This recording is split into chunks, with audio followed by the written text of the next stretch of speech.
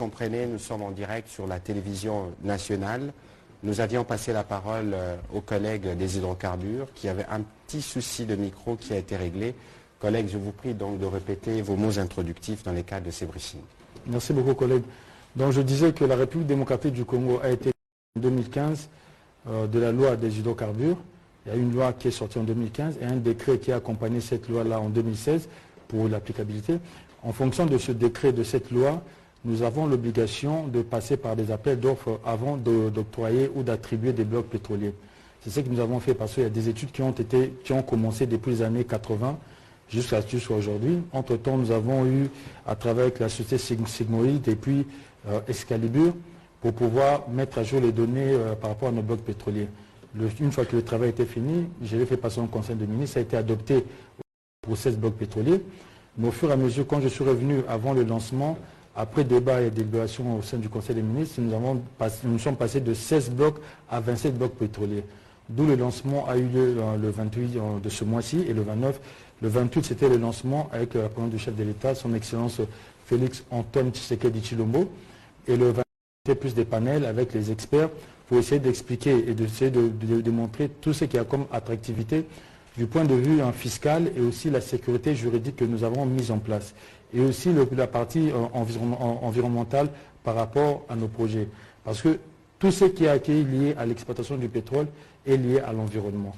Et sur la loi, donc, que ce soit au niveau de la loi de 2015 ou du décret de 2016, tout est repris pour que nous puissions protéger d'abord l'environnement avant de commencer l'exploration et finir par l'exploitation, donc forêt.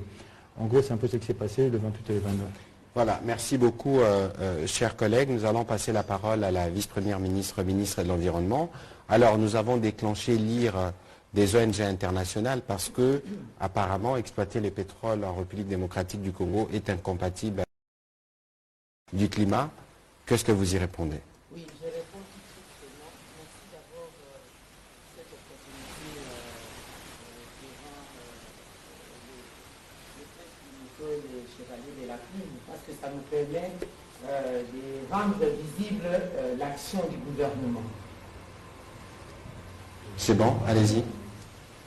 Alors, en ce qui concerne les études d'impact environnemental ou la compatibilité de l'exploitation pétrolière et la protection de l'environnement.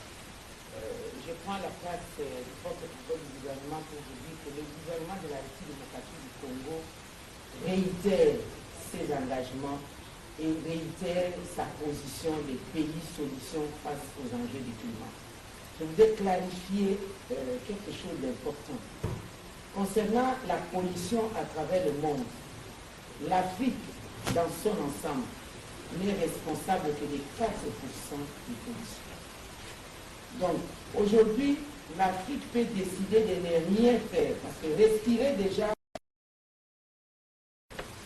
si même tous les Africains ne respirent plus, on ne fait plus une seule action, ça ne va rien changer en termes de pollution dans le monde.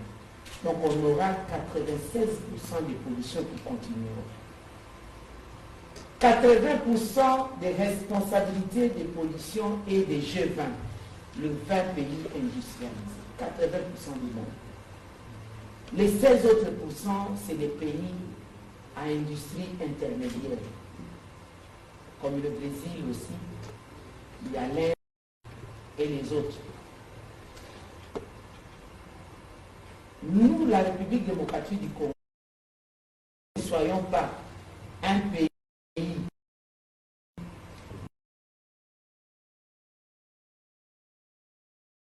émetteur des pollutions. Je parle lentement pour que nous soyons très bien compris par l'opinion. Nous sommes le pays solution. C'est-à-dire quoi? La solution basée sur la nature pour juguler ces pollutions, c'est en Afrique. Évidemment, il y a d'autres bassins du monde, comme le bassin de l'Amazonie et le bassin de l'Indonésie. Mais à ce stade, ce n'est pas moi qui le dis, les scientifiques nous disent clairement, selon les calculs, le bassin du Congo est devenu le premier poumon du monde qui donne l'oxygène dans le monde.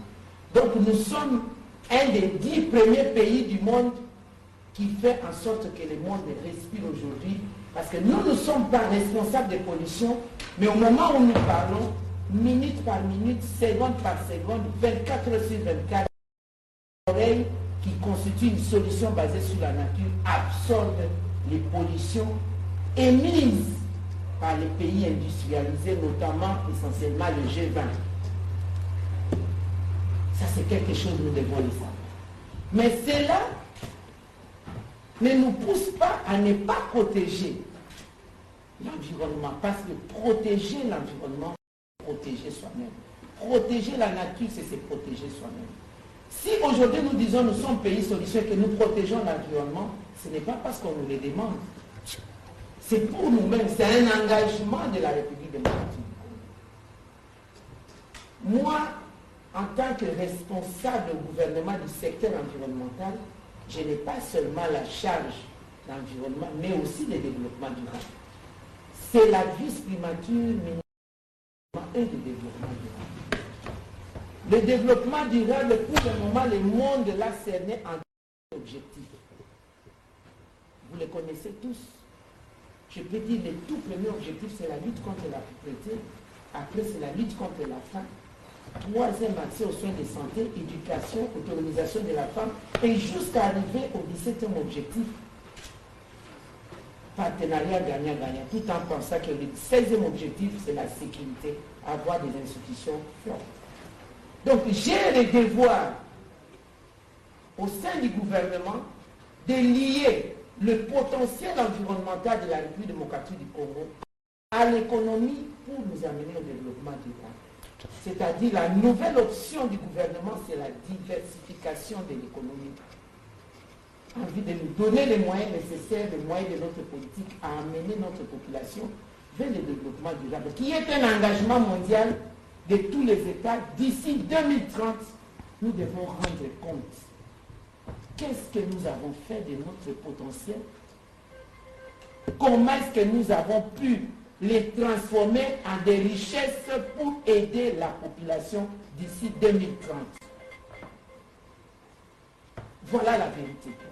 Alors, en cela, à côté de cela, qu'est-ce que nous devons faire? Nous avons observé au niveau du gouvernement, parmi les potentiels que nous avons, ce sont nos ressources naturelles. Parce qu'il ne faut pas aller chercher ailleurs ce que vous avez, au lieu de regarder ce que vous avez. C'est que nous avons actuellement nos ressources naturelles, à côté des minéraux où d'habitude nous utilisons pour diversifier l'économie. Il y a aussi le pétrole. Il y a aussi le potentiel environnemental. À ce stade, je voudrais vous informer que la transformation de nos richesses naturelles, nos ressources naturelles, notamment le pétrole que nous devons exploiter, n'est pas incompatible à la protection de l'environnement. Je m'explique. Je vous ai déjà dit que nous sommes responsables de 4% de pollution. Encore que si on doit revenir à la RDC elle-même est responsable de combien de pollution, parce que les 4% on s'assume pour l'Afrique. Nous avons nos forêts qui séquestrent les CO2 que nous n'avons pas émis. Nous avons nos tourbières. Mais il est de notoriété publique que les tourbières aujourd'hui, dans 70% des cas, en dessous des tourbières, il y a le pétrole. N'est-ce pas? Oui. Alors, je vais vous donner un exemple rapidement. Je viens de participer à un colloque, on appelle Dialogue de Pétersbourg à Berlin. J'ai été invité, le gouvernement congolais a été invité par le gouvernement allemand et le gouvernement égyptien dans le cadre des travaux préparatoires de la COP27. La ministre des Affaires étrangères de l'Allemagne s'est exprimée clairement pour dire, je vous rappelle entre-temps que l'Allemagne fait partie des G20, responsable de 80% des pollutions. Ils disent, tout en ayant en vue l'objectif d'atténuation de la température planétaire à 1,5 degré Celsius d'ici 2030, l'Allemagne se trouve dans un dilemme, dans un cas de force majeure, compte tenu de la guerre entre la Russie et l'Ukraine. L'Allemagne ne continuera plus à importer le gaz de la Russie. l'Allemagne est obligée de rétropédaler par rapport à ses objectifs en utilisant l'énergie fossile. Et vous le savez très bien que c'est l'énergie la plus polluante du monde, le charbon. Et cela ne veut pas détourner l'Allemagne à ses objectifs d'atténuation. Pendant ce temps, l'Allemagne sera obligée de se battre autrement par des procédés alternatifs. Notamment, je suis sûr, ne plus fabriquer des véhicules polluants, utilisation des véhicules électriques. Ça, c'est l'Allemagne. Pourquoi? Parce qu'elle s'est trouvée dans une situation de cas de force majeure. Pour dire, la République démocratique du Congo est dans cette situation de cas de force majeure depuis des décennies. D'abord, en ce qui concerne l'atteinte des objectifs de développement durable d'ici 2030, et ça s'est aggravé avec la guerre entre la Russie et l'Ukraine. Ces impacts négatifs, ces retombées des effets collatéraux ont atteint la République démocratique du Congo avec la situation des pénuries du carburant. Vous savez vous-même que le carburant, c'est l'un des baromètres de l'économie. Lorsque nous sommes importateurs, pendant que les prix sont dictés, sont fixés par l'OPEP, et lorsque les prix sont élevés, lorsqu'il y a pénurie, ça a des incidences dans les prix des services et des biens. Et là, la population congolaise, déjà pris dans la pauvreté, ne s'en sortira plus. Et pendant ce temps, le gouvernement a la responsabilité, le peu de Damoclès devant soi, pour atteindre les ODD d'ici 2030. Il ne faut pas qu'en 2030, la République démocratique du Congo, le gouvernement congolais soit considéré un gouvernement irresponsable. Nous avons des ressources dont nous sommes incapables de les transformer pour aider la population à lutter contre la pauvreté, à lutter contre la faim. Dans le même ordre d'idée, la République démocratique du Congo est appelée à transformer ses ressources. On ne peut pas continuer à contempler les tourbières tout en sachant que sous nos pieds, il y a le pétrole. Et s'il n'y a pas l'alternative qui nous est donnée, il n'y a pas un problème de chantage. C'est la réalité. Nous sommes dans la réelle gestion, la réelle politique. C'est-à-dire l'alternative en ce sens que sauf si les pays du monde, ça c'est moi qui ai pris la parole, nous disent, compte tenu du fait que c'est la RDC, quoique n'étant pas émettrice, elle est plutôt pays solution face aux enjeux du climat, nous devons disponibiliser le pétrole à la RDC selon ses besoins, gratuitement par les pays de l'OPEP. Nous sommes tout à fait d'accord. Si on nous donne cette alternative, pourquoi on va aller dépenser notre énergie à exploiter le pétrole si ce pétrole nous est donné?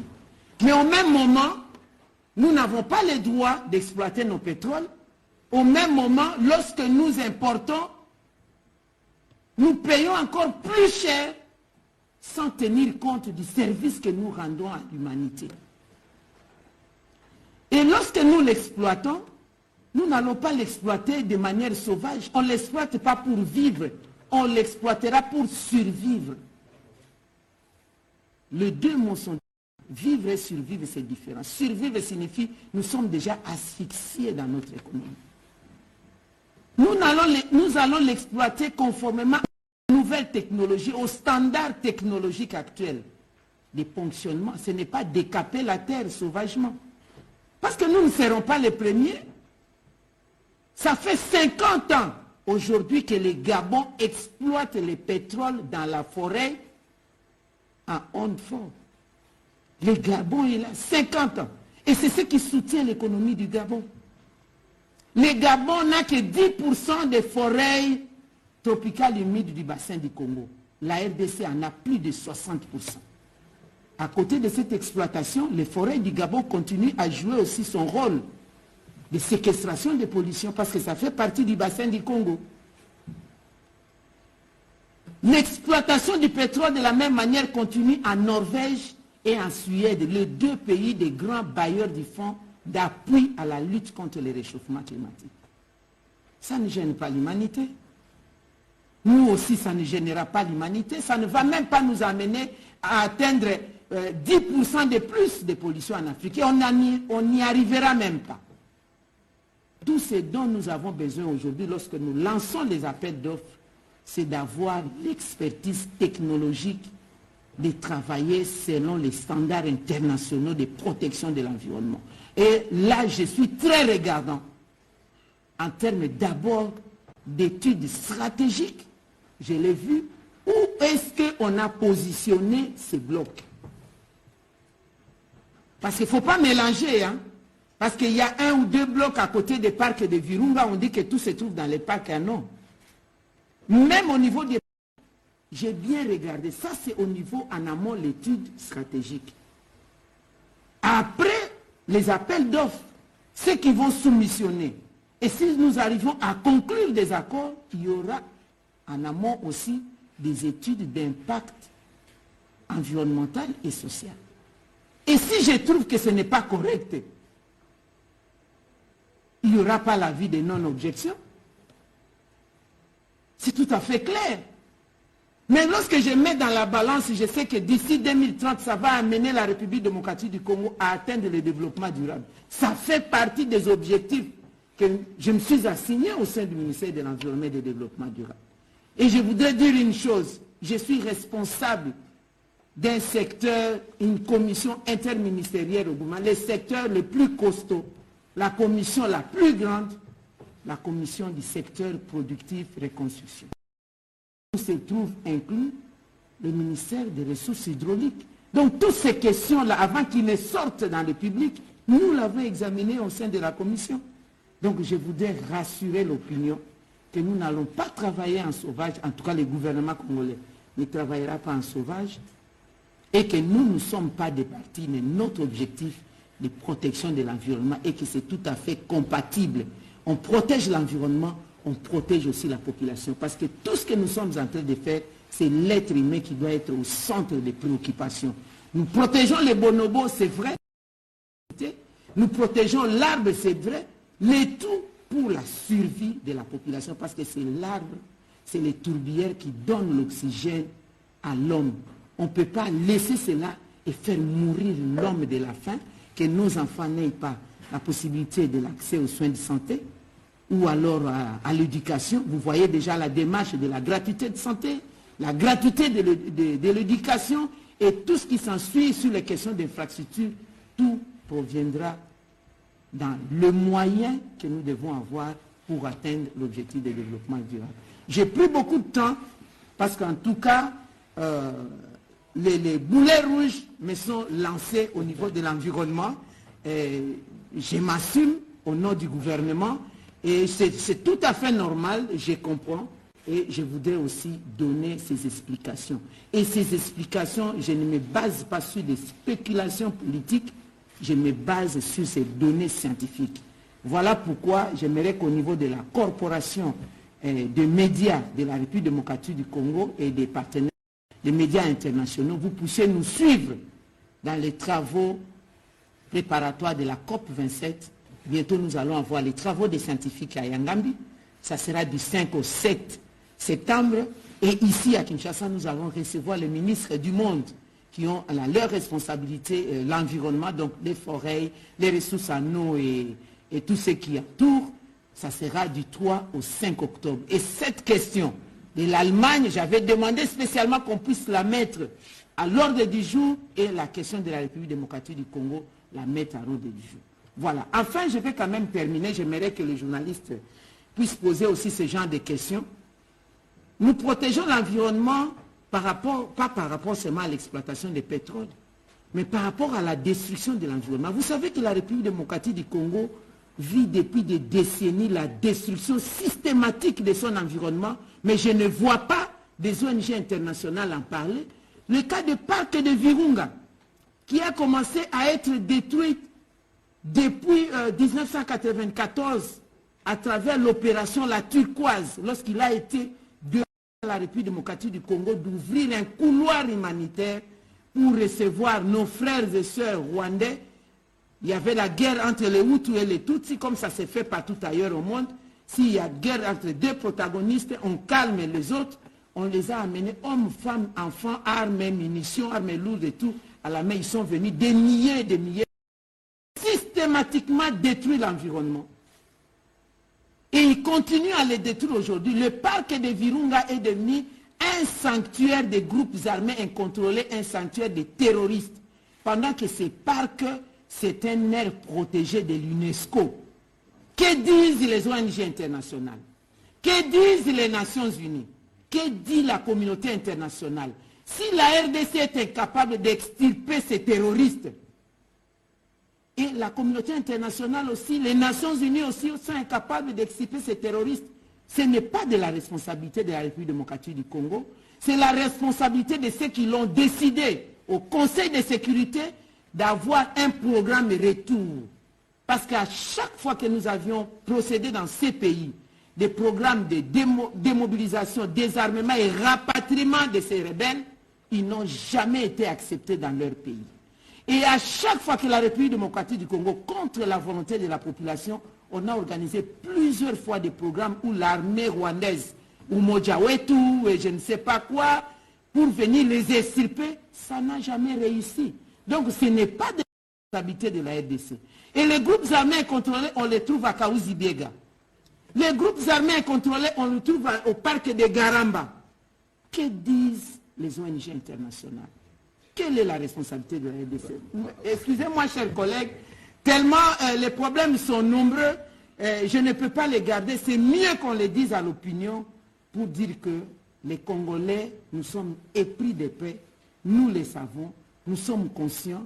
Nos ressources ne sont pas des ornements à les contempler, ce sont les ressources à les exploiter pour les peuples congolais et nous allons les faire de manière rationnelle et durable. Je vous remercie. Voilà, je vous remercie beaucoup pour vos mots. Vous m'avez pris les derniers que j'avais parce que nous avions fustigé il y a quelques jours avec notre collègue du tourisme, Modéron Simba, cette forme d'hypocrisie de la communauté internationale qui ne tient même pas compte de la vie des populations riveraines qui sont et qui subissent les groupes armés. Mais les groupes armés, pour vivre, ils détruisent aussi l'écosystème dans ces parcs qui est pourtant protégé par l'humanité. Alors, on va commencer notre série de questions. Nous avons à peu près 40 minutes. On va essayer de bien les gérer pour permettre à mes collègues d'apporter des éléments d'éclairage sur le sujet que nous discutons. On va commencer par Dadi Songozo de TV5 Monde. Merci. Nous avons suivi les ministres des hydrocarbures. Il avait parlé de 4,5% du pétrole exploité jusque-là en République démocratique du Congo. Et si je ne me trompe pas, les hydrocarbures contribuent à l'ordre de 2%. Je ne sais pas si je me trompe, dans les trésors publics.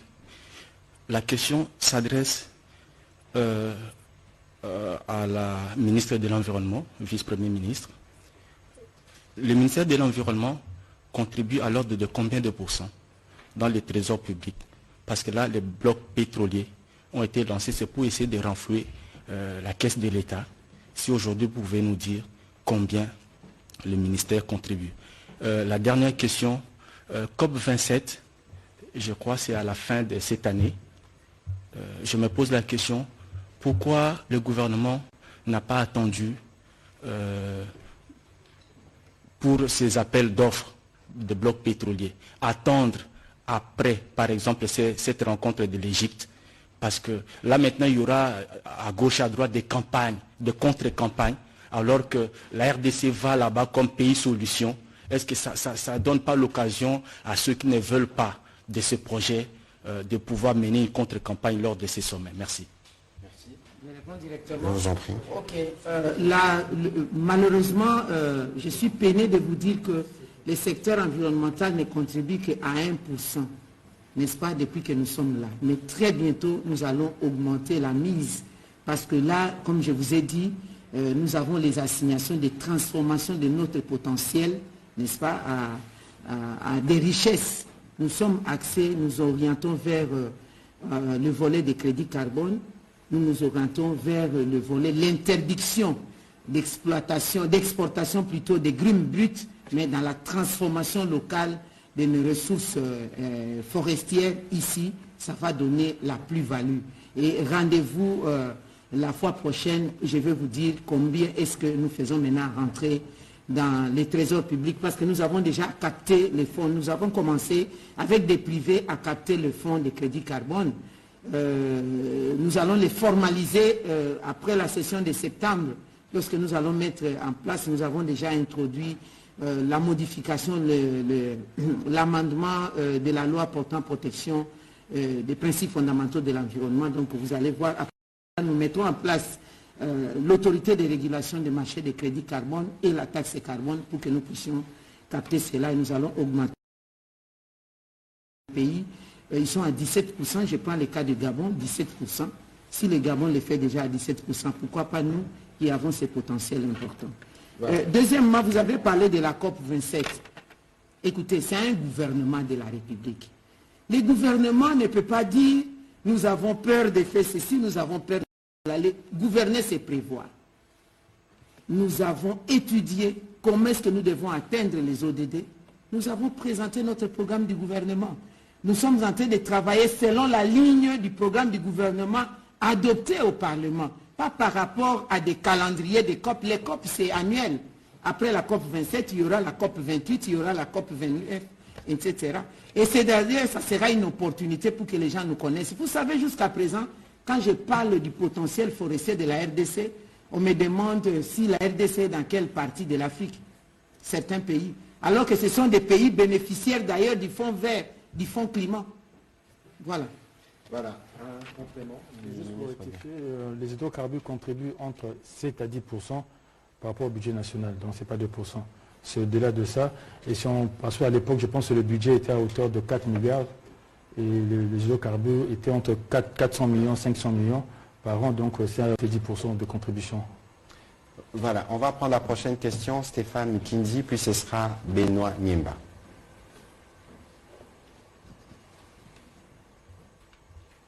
Merci beaucoup, Monsieur le Ministre, pour la parole. Madame la Vice-Première ministre, quelle lecture faites-vous de l'activisme des Greenpeace qui, malgré toutes les assurances que vous donnez, cette ONG continue quand même sa campagne de boycott? Et puis à Monsieur Didier Boudimbu, Kingankati, domaine privé de Joseph Kabila, ancien président de ces pays, se trouverait aussi parmi des blocs pétroliers mis aux enchères. Et puis lors d'une de vos sorties médiatiques, vous avez soutenu qu'une solution a été trouvée. C'est quoi cette solution et comment cette solution va profiter justement à la RDC? Pourquoi vous avez choisi de trouver une autre solution que, par exemple, de récupérer ce domaine? Merci. Voilà, on va commencer par Maman Bazaïba, ensuite ce sera le ministre des Hydrocarbures. J'aurais aimé traduire la dénomination de cette ONG. Greenpeace signifie vert et paix. C'est tout sauf vert et paix parce que nous avons présenté la RDC comme pays solution. Je n'ai pas entendu cette ONG vanter ses mérites. Je n'ai jamais entendu cette ONG vanter les mérites du potentiel environnemental de la RDC, mais c'est une organisation non gouvernementale qui fait son travail. C'est ça en fait les objectifs et tout ça. Et moi je suis gouvernement, j'ai fait mon travail parce que j'ai une responsabilité, une redevabilité devant le peuple congolais via le Parlement. Je ne sais plus si cette ONG a une redevabilité devant le peuple congolais. Voilà. Merci. Cette question a fait beaucoup rire parce que beaucoup de gens sont derrière. La première des choses, c'est que le bloc 25, ça, à part que c'est d'abord au niveau du parc de Nsélé, ça va jusqu'au niveau de pratiquement l'ancien Bandundu, donc ça traverse. Nos blocs, nous avons des blocs qui sont plus grands que la Belgique.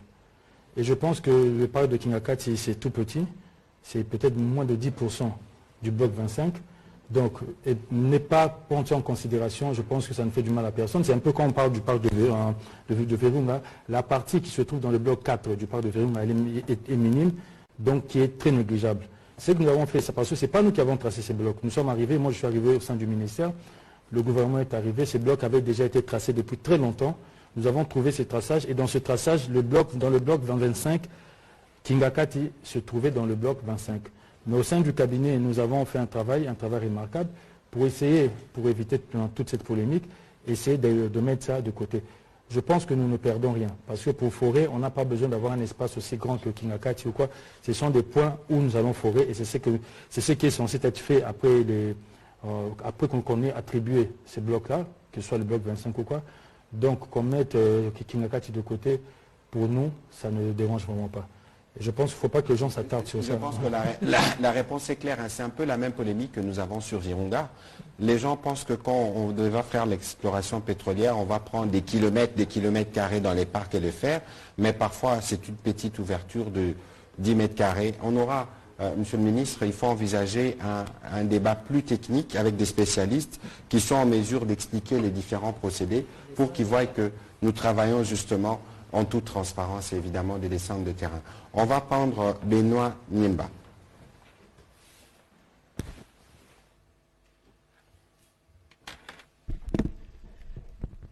Monsieur le ministre des Hydrocarbures, vous avez lancé l'appel d'offres, ça fait 2 jours, la cérémonie. Est-ce qu'on peut avoir une idée des sociétés qui se sont déjà souscrits? Et puis, selon nos sources, il y a l'entreprise Total déjà qui ne veut pas participer à ces appels d'offres. Je vais reposer une question que je posais la fois passée. La réponse n'était pas trop claire. Peut-être le ministre de la Communication peut me compléter. Le Congo produit déjà des cobaltes, des cuivres qui génèrent beaucoup de millions et la population est toujours pauvre. Qu'est-ce qui nous rassure vraiment que le secteur pétrolier va partager tout ce qu'on aura comme des milliards? Et question ministre de l'Environnement, le Congo a été représenté déjà au COP 26. Est-ce qu'on peut avoir une idée sur les retombées, c'est que le Congo a déjà gagné? Et sur le COP 27, quel est l'agenda que vous amenez pour le Congo? Merci. Alors, je me ferai sûrement compléter par mon collègue des hydrocarbures pour vous répondre. Pourquoi voulez-vous que nous abandonnions notre potentiel, alors encore que je n'aime pas le mot potentiel, pourquoi on va abandonner nos bijoux de famille parce que nous avons d'autres bijoux? Refuserez-vous de mettre le costume que vous avez aujourd'hui parce que vous en avez 10, 15 d'autres? C'est à vous, vous êtes libre d'en disposer autant que vous voulez. Et donc, aujourd'hui, nous avons les mines, nous avons les diamants, nous avons tout ce que nous avons, mais nous estimons que les pétroles, on n'a jamais véritablement fait du travail sur le pétrole, on n'a jamais exploité les pétroles en République démocratique du Congo. Des mémoires, le ministre des hydrocarbures sait sans doute mieux que moi sur le sujet. On n'a qu'une entreprise qui travaille à Mwanda qui produit 25 000 barils jour depuis autant d'années.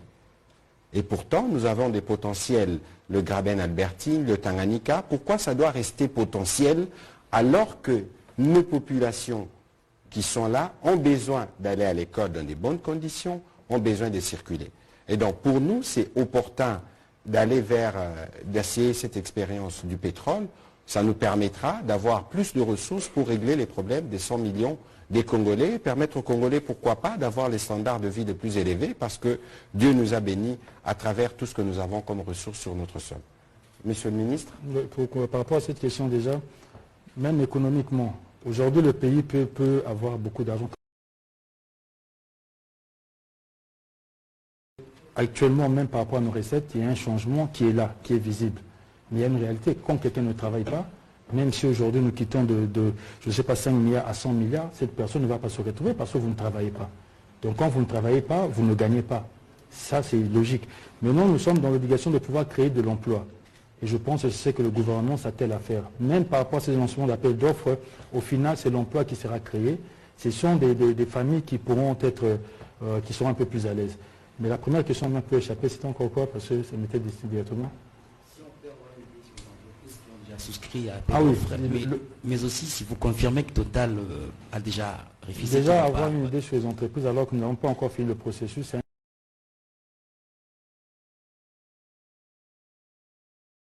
Ces appels d'offres, le processus va suivre son cours et au final on va ouvrir les plis. C'est là qu'après la présélection nous allons connaître les entreprises qui vont être prises en compte. Je ne peux pas en parler parce que moi-même je ne les connais pas. Il y a une commission qui s'occupe de ça, qui a commencé son travail et qui doit faire son travail. Maintenant, si vous devez parler de Total, je ne suis pas le porte-parole de Total. Total, c'est une entreprise, je pense, indépendante qui a le droit de venir ou de ne pas venir. Mais le problème, c'est que nous ne sommes pas là pour viser une certaine catégorie. Nous sommes décidés à pouvoir attribuer ces blocs pour d'abord, comme vient de le dire la VPM, c'est une question de survie. Ce pays doit changer, le Congolais doit vivre mieux. Et nous sommes en train on va tout mettre en œuvre pour que ça arrive. Et on va prendre en compte que ce soit les mines, que ce soit le pétrole. Actuellement, au niveau de mon ministère, c'est le pétrole, mais aussi au ministère de l'Agriculture, il y a des réformes qui sont en train d'être faites. Donc il y a un travail qui est là, mais je ne pourrais pas répondre au rappel de Total, parce que nous voyons des articles qui ne nous concernent pas. Nous, on reste focus sur notre travail. Les appels d'offres ont été lancés. Nous avons suivi la procédure jusqu'à la fin.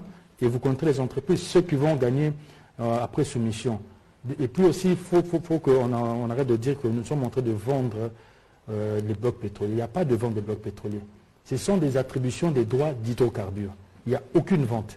Donc, on lance ces appels d'offres pour que les personnes qui vont venir, avec lesquelles nous allons signer, et déjà, la première des choses, c'est que la loi oblige que la Société nationale, la Sonatrach, puisse avoir minimum 20% dans tout ce qui sera fait. Donc, ça peut aller de 20% à 50%, ou même un peu plus. Ça dépendra de la négociation. Et aussi, le CPP sera sur le site du ministère. Les contrats qui seront signés, tout le monde pourra avoir accès à ça. Voilà, on va prendre les prochaines questions. Madame Elie. Allez-y. Oui, on va commencer par la question des minéraux. Pourquoi jusqu'à présent on exploite le cobalt et le cuivre, mais la population est dans la pauvreté? C'est l'approche de l'exploitation. Nous avons laissé longtemps faire exporter brut nos matières premières. Maintenant, le gouvernement est orienté vers la transformation locale pour leur donner une plus-value. C'est là où la population va se retrouver. Les retombées de la COP26, d'abord, c'est des retombées qui sont reconnues dans le monde entier. La RDC est revenue de manière tout à fait naturelle dans son leadership environnemental. Lorsque nous parlons de la RDC pays solution, il n'y a personne n'a récusé à travers le monde parce que ce n'est pas des spéculations, ce sont des faits concrets, scientifiquement prouvés. Donc ça, c'est déjà quelque chose d'important. C'est à partir de là que nous devons tirer les dividendes. Je venais de vous le dire que nous devons mettre en place un cadre institutionnel et un cadre légal pour commencer à capter tous ces retombées. Si vous voulez parler des retombées en termes de chiffres, les engagements pris par les pays pollueurs, ça fait plus de 10 ans où ils avaient pris l'engagement de donner au monde, en tant que pollueurs, par principe des pollueurs payés, ils devaient donner 100 millions de dollars américains par an. Ça fait plus de 10 ans. Ils ne l'ont jamais fait. Dans toutes les conférences internationales où je vais, je pose la question que chacun des pays pollueurs dise dans sa langue, quelqu'un qui ne respecte pas son engagement, tout en étant responsable d'une destruction, on l'appelle comment? Les gens me donnent des réponses de manière diverse. Donc les retombées, la RDC est revenue dans sa position tout à fait naturelle. Rien ne s'est fait au monde aujourd'hui. En matière environnementale ne s'organise sans que la RDC ne soit invitée en virtuel ou en présentiel. Avant, ce n'était pas le cas. C'est déjà quelque chose d'important et nous sommes en train d'y aller. En peu de temps, mais nous sommes en train d'y aller. Et le fait que le monde s'agite, les ONC s'agitent parce que la République démocratique du Congo veut exploiter son pétrole, c'est là dit tout de ce que nous représentons pour l'humanité. La réponse. COP27, qu'est-ce que le Congo va proposer? Oui, la COP27, d'abord, la thématique, ce n'est pas seulement le Congo, mais tous ensemble, après la réunion des négociations à Bonn, où les négociateurs étaient partis dans les réunions où il y a le siège de la Convention cadre des Nations Unies sur le climat, il y a 6 points. Il y a la continuité des questions qui sont restées en suspens dans la COP26, et notamment, essentiellement, sur la question de la finance climat, la question des dommages, des pertes et dommages que nous connaissons par rapport aux enjeux du climat.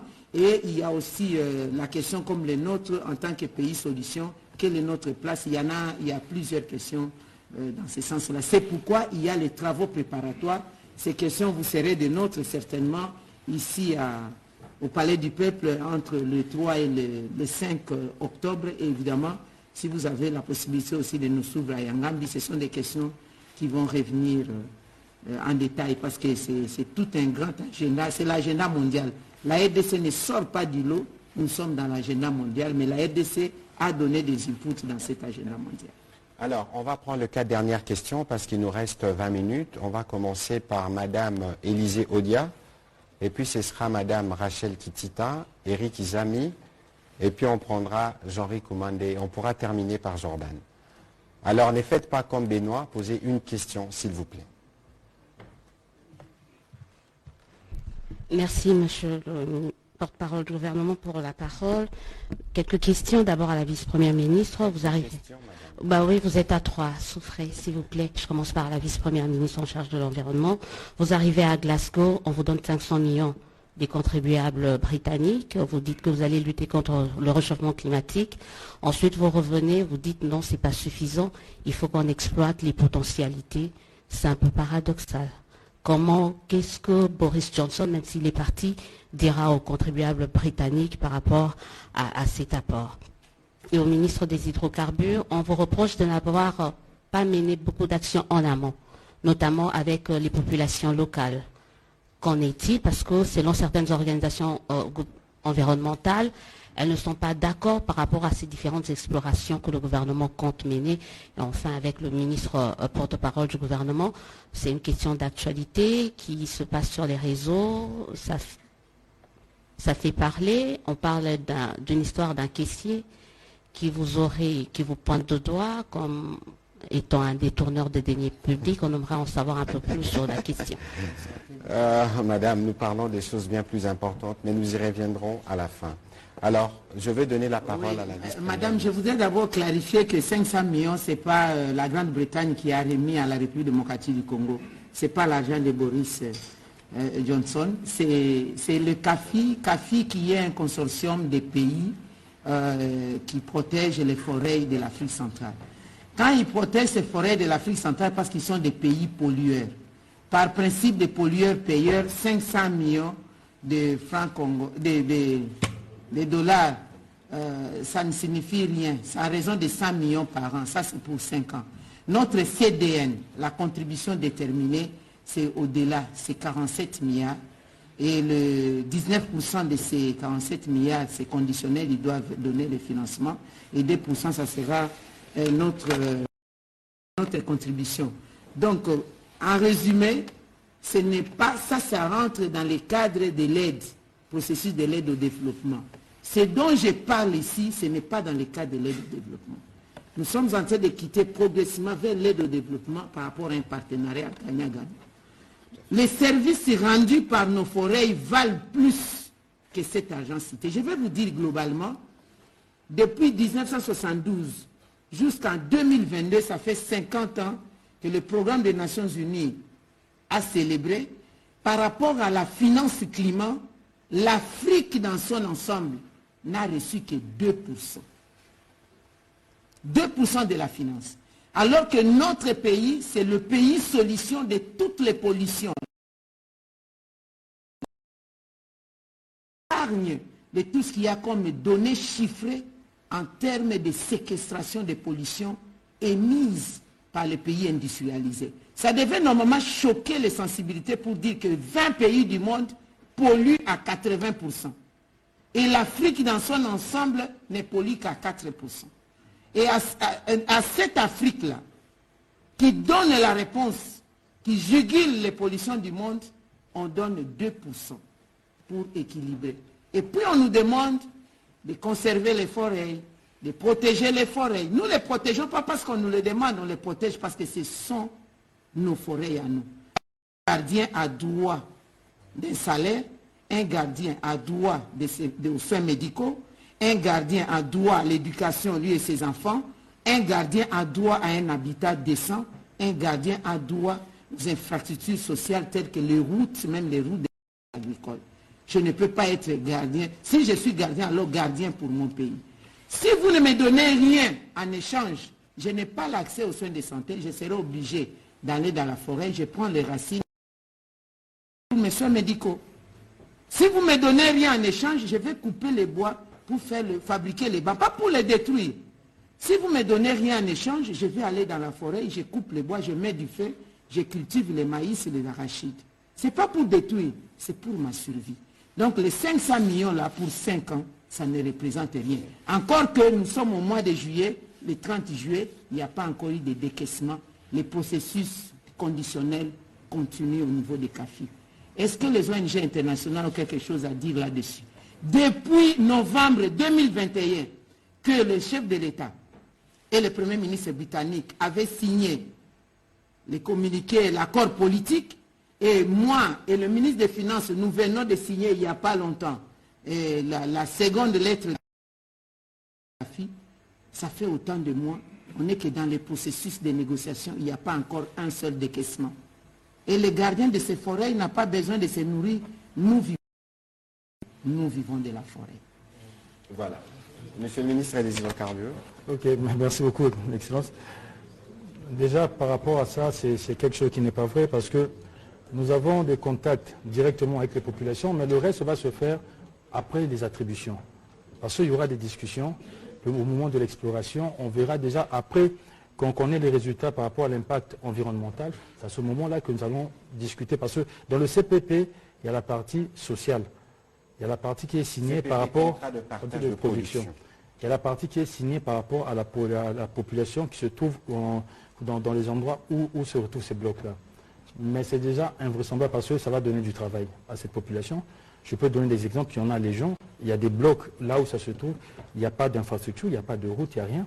Aujourd'hui, si on s'est attribué ces blocs et qu'il commence à avoir de l'exploitation de ces ressources-là, ça va faire qu'il y aura des routes, il y aura des infrastructures, il y aura des écoles, il y aura des hôpitaux, et ça ne pourra être bénéfique à cette population-là.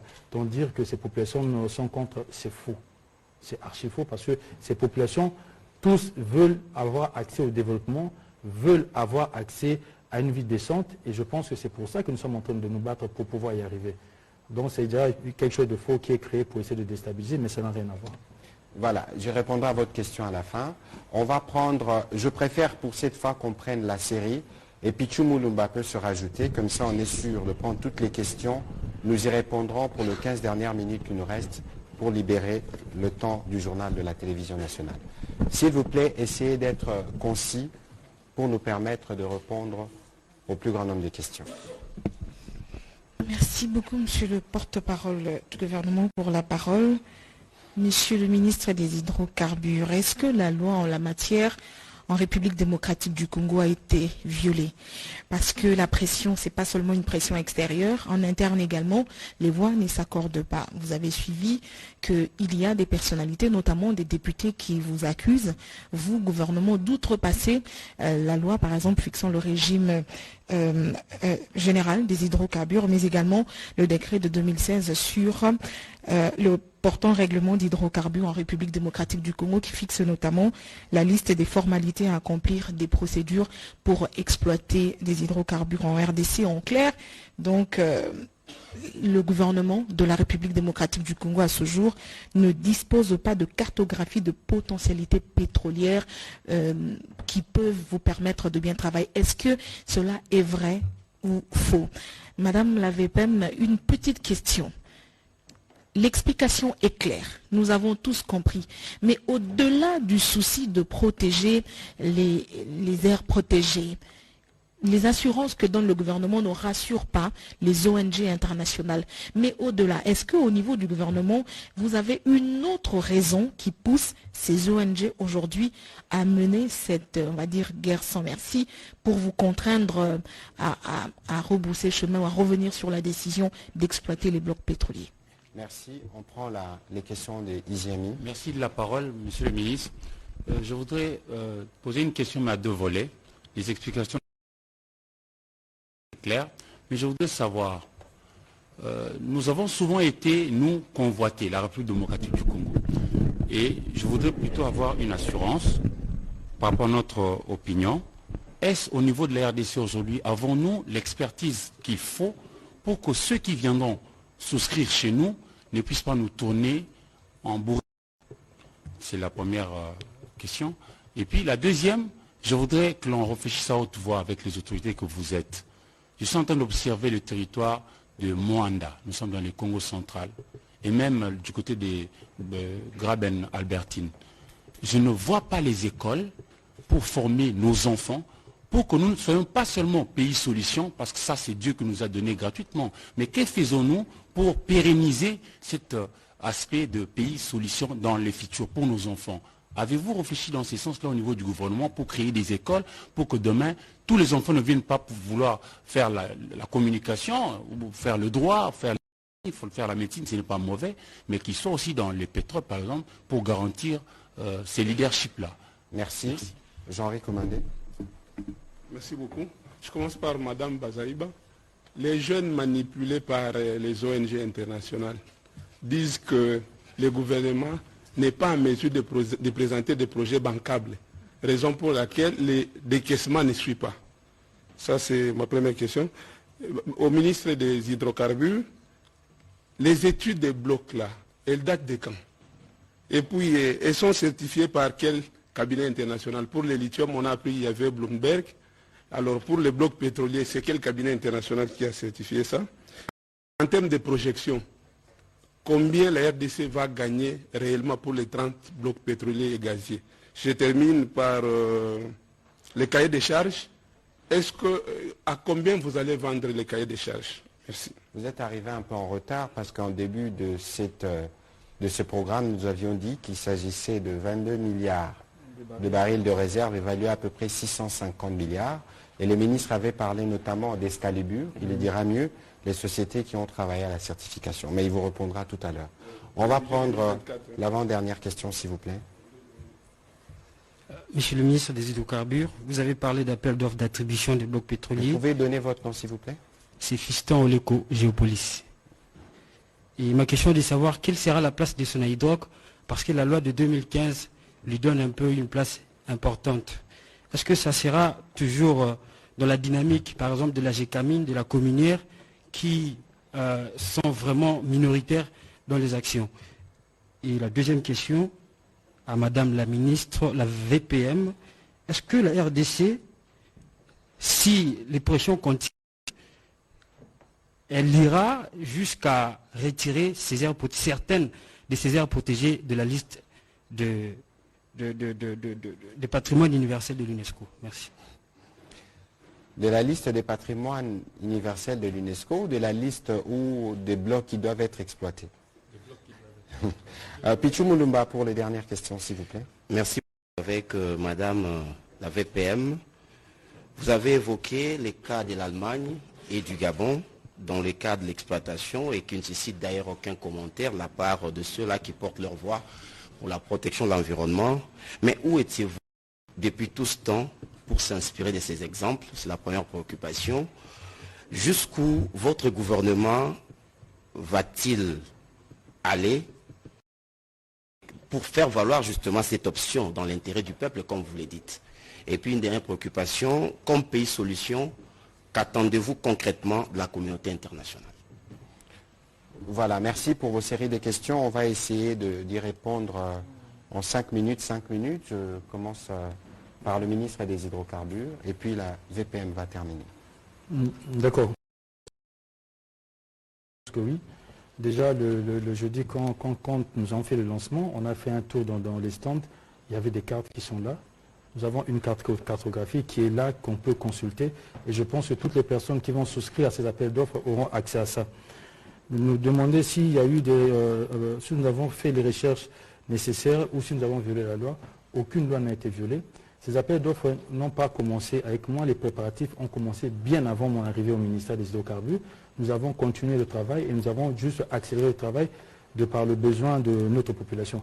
Donc il n'y a aucune loi qui n'a été violée. Je pense que la loi de 2015 est accessible à tout le monde. Tout le monde peut avoir accès à ça au niveau comment on appelle ça, du journal officiel. Donc ils peuvent voir que nous n'avons violé aucune procédure par rapport à ça. Et aussi par rapport aux recherches ont commencé dans les années 70, des années 80. Ce n'est pas d'aujourd'hui. Mais nous, pour finaliser, pour avoir une certaine certitude de ce que nous allons mettre à disposition des gens qui vont se missionner, nous avons travaillé avec Excalibur et nous continuons encore à travailler avec eux. Et nous avons aussi travaillé avec Sigmoïd. Ce sont des sociétés qui sont quand même reconnues par rapport à ce travail-là et qui ont pu certifier ce que nous mettons à la disposition des soumissionnaires. S'il faut parler maintenant par rapport à l'école à Mwanda où le pétrole est exploité, au jour d'aujourd'hui, c'est vrai que nous n'avons que Perenco, c'est Perenco en gros qui est là à Mwanda, mais chaque année, on appelle ça le cocodème, je pense. il y a de l'argent qui est versé au niveau de cette structure pour pouvoir construire des écoles, pour pouvoir construire des infrastructures. Mais les choses ne sont peut-être pas passées comme on aurait voulu que ça se passe. En arrivant, là, je viens de signer, l'arrêté que j'ai signé, c'est pour changer le comité qui était là et puis restructurer le COCODEM, de façon que ce paiement-là, parce que c'est dans le CPP qui a été signé à l'époque, où même la population mwandaise est censée se retrouver. Donc nous avons changé ça pour que cet argent-là réellement, qui est autour de 400 à 600 000 $, si je ne me trompe pas, puisse réellement bénéficier au peuple de Mwanda. Mais entre-temps, le gouvernement a fait quelque chose qui n'a jamais été fait auparavant. Nous avons signé l'avenant 9, moi et le ministre des Finances, pour pouvoir valoriser le gaz qui a toujours été torché, brûlé, pour pouvoir le valoriser et le transformer en électricité. Quand on l'a signé au mois de décembre, le gouvernement a pu avoir 25 millions de dollars en termes de bonus de signature et nous avons reçu 40 millions d'avance sur les taxes. Sur ces 25 millions de dollars, en plein conseil des ministres, le chef de l'État a décidé que nous puissions prendre 10 millions et que ces 10 millions puissent être affectés au territoire de Mwanda. Ce qui a été fait, au jour d'aujourd'hui, les fonds se trouvent au niveau du BCECO. C'est le BCECO qui est censé gérer ces fonds. Il y a un comité qui a été mis en place, que j'ai mis en place. Là, doit faire un déplacement la semaine prochaine pour Mwanda pour essayer de recueillir les besoins de la population de Mwanda pour rentrer vers le BCECO pour que ces projets-là, les projets qui vont déposer, puissent être réalisés à travers ces 10 millions. Donc, c'est pour dire, comme mon collègue a toujours dit, changement de narratif, changement de la façon de faire. Nous sommes vraiment en train de changer la façon de faire, d'où, que ce soit la population de Mwanda, ou demain, si ce sera le Graben Albertine ou le Tanganyika, là où le pétrole sera extrait, je pense que cette population pourra en bénéficier. Je pense par rapport au sujet répressif. La place de la Sonaïdroc se trouve dans la loi de 2015. On n'a pas à créer une nouvelle place. La Sonaïdroc a minimum 20% sur tout ce qui sera signé dans les jours à venir. Quand on dit minimum 20%, donc on peut aller au-delà. Donc ça c'est clair, ce n'est même pas discutable, c'est dans la loi et nous sommes dans l'obligation de respecter la loi et c'est ce que nous allons faire. Donc la Sonaïdroc aura sa place et déjà depuis que ce gouvernement est là, le chef d'État avait commencé par donner à la Sonaïdroc de l'air frais en mettant 10 millions à la disposition de la Sonaïdroc pour essayer de restructurer la Sonaïdroc, d'où la Sonaïdroc est en train de sortir la tête de l'eau. Et il y a à peine 2-3 semaines, nous avons pu obtenir une ligne de crédit de 130 millions de dollars pour le compte de la Sonaïdroc, pour que la Sonaïdroc puisse s'occuper de l'approvisionnement du pays en termes, en produits finis, gasoil, essence, jet. Donc la Sonaïdroc a sa place, c'est notre société nationale. Quand nous allons ailleurs, dans d'autres pays, nous voyons à quoi ressemble leur société nationale et c'est cette image-là que nous voulons donner à notre société nationale. Et je pense que tout le gouvernement, à travers le chef de l'État et le Premier ministre, nous accompagnons la société nationale. Par rapport aux retombées, je pense qu'on a déjà répondu avant. On est plus de 650 milliards de dollars, donc voilà. Voilà, des chiffres que je n'aime pas entendre. On va nous excuser à l'avance pour les téléspectateurs de la télévision nationale parce qu'on va grignoter quelque temps sur le journal. Madame la vice-première ministre, vous pouvez répondre aux questions qui vous ont été posées. Oui, je prends conscience, je vais aller rapidement. À la question de savoir si des ONG ou d'autres raisons à s'attaquer au gouvernement congolais, la question est à poser à ces ONG, donc je ne sais pas y aller. Alors, j'ai entendu une autre question importante sur l'expertise qu'il faut en la RDC, ça c'est vrai. Justement la technologie, les transferts de technologie. Nous allons essayer de voir les experts qui viendront en la matière dans l'exploitation, justement pour que la RDC n'en sorte pas réduite. Et n'oubliez pas qu'il y aura pas seulement l'exploitation, mais aussi la transformation locale. Donc tout ce qui sera exploité ici dans notre pays sera transformé localement en vue de leur donner une plus-value. C'est là où nous allons gagner. Alors les écoles de formation, c'est vrai, vous avez raison. Nous avons quelques ou des instituts sur la pétrochimie. Je crois que c'est là où, au niveau de l'éducation, nous devons nous appuyer. Et je suis très ravi de vous informer que j'ai des données statistiques des inscriptions dans les universités. Si hier, la faculté environnementale n'avait pas d'étudiants, aujourd'hui, c'est la faculté qui remplace le droit et la médecine. Et même à l'école de santé, plutôt à l'université, il y a plus de ceux qui font des études d'école de santé environnementale. Et je crois que cette école-là, les Congolais commencent à prendre conscience des besoins de connaître leur pays et de travailler, de s'orienter dans des filières pour servir leur pays. Bon, c'est vrai, lorsqu'on parle du gouvernement qui n'est pas à mesure de présenter des projets bancables, c'est pourquoi il n'y a pas de décaissement. Mais c'est faux. C'est pourquoi cette question-là d'accès à la finance climat revient à tout moment dans des travaux des COP. Parce que nos forêts, c'est sans condition qu'elles sont en train de servir l'humanité. Mais si on doit accéder maintenant au fonds des compensations, on nous amène dans des formules, des procédures, de longues procédures. La facilitation de la finance climat, c'est une question très brûlante. Et ce n'est pas seulement la RDC qui a posé, mais aussi les pays du monde. Ça fait partie de l'ordre du jour. Donc ce n'est pas un problème de projet, c'est un problème de responsabilité. Je parle même souvent de l'éthique. Les principes sacro-saints connus des pollueurs-payeurs, on n'a même pas à discuter. J'ai dit les G20, ils sont connus nommément. Vous êtes responsable de 80% des pollutions. L'équation est claire. La partie du monde qui jugule ces pollutions, c'est les bassins de l'Amazonie, les bassins du Congo, les bassins de l'Indonésie. C'est simple. Combien de gigatonnes de CO carbone, ça coûte autant. Si on doit payer au nord, c'est autant, $60 jusqu'à $100. Au sud, donc dans nos pays, c'est $5 la tonne. Vous voyez, et là aussi, c'est un problème de présentation, de bonnes présentations ou pas de projets. C'est tout simplement une question d'éthique. Maintenant, il faudrait aussi que les médias puissent creuser en parlant de l'éthique. Qui paye, qui casse paye, qui pollue aussi doit payer sans condition. Est-ce que la RDC, si la pression continue, la RDC va se retirer du patrimoine, retirer ses aires protégées au niveau du patrimoine international? C'est un engagement.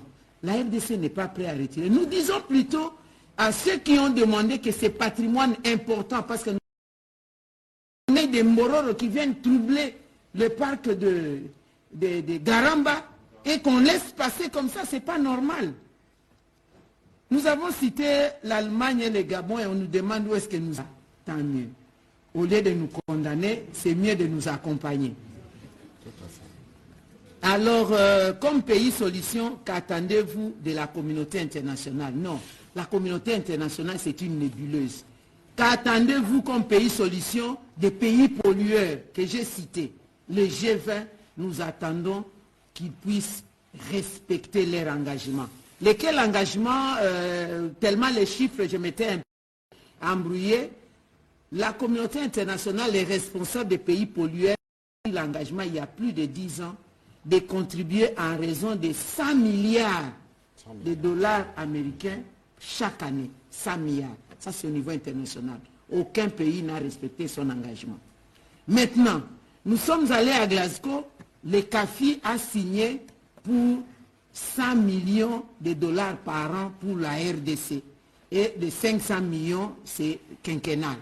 Normalement, ça devait être pour 10 ans, mais on est allé entrer palier par palier. Donc, il faut plutôt orienter nos questions vers les pays pollueurs.